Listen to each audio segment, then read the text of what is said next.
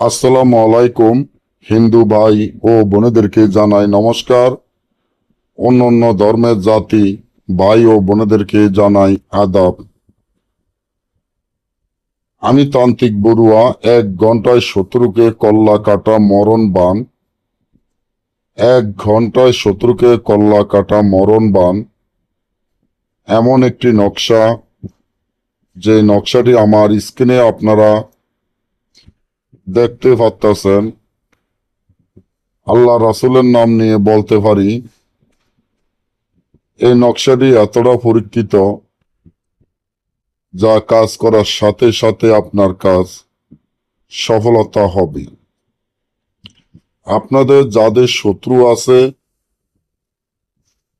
যারা শত্রু জ্বালায় টিকতে না পারেন, শত্রু জ্বালায় এলাকায় না থাকতে পারেন, শত্রু জ্বালায় বাড়িঘরও না টিকতে পারেন, আপনাদের শত্রু যদি একটার পর একটা আপনাদের ক্ষতি করতে থাকে, শত্রুকে 1 ঘন্টায় কল্লা কাটা মরণ বান মারার জন্য, শত্রুকে দুনিয়া থেকে শেষ করে দেওয়ার জন্য একটা কুফরি মগা তাবিজ, একটা আরবি লাইনের তাবিজ, যে যেটা দিয়ে পারেন সে সেটা দিয়ে করবেন। 2টা তাবিজে একই নিয়মে কাজ করা যায়।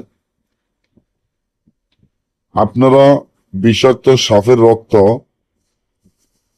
এবং কুকুরের রক্ত,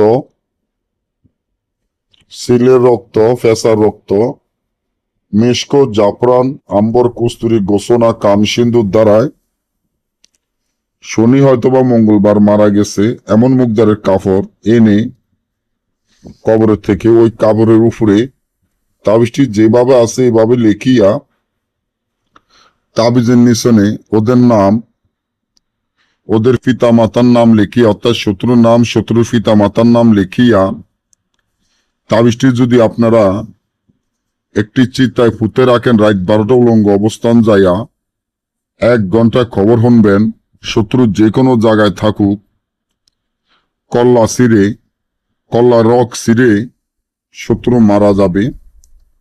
তবে ছোটখাটো বিষয় নিয়ে কাজগুলা করবেন না। কাজগুলা করার আগে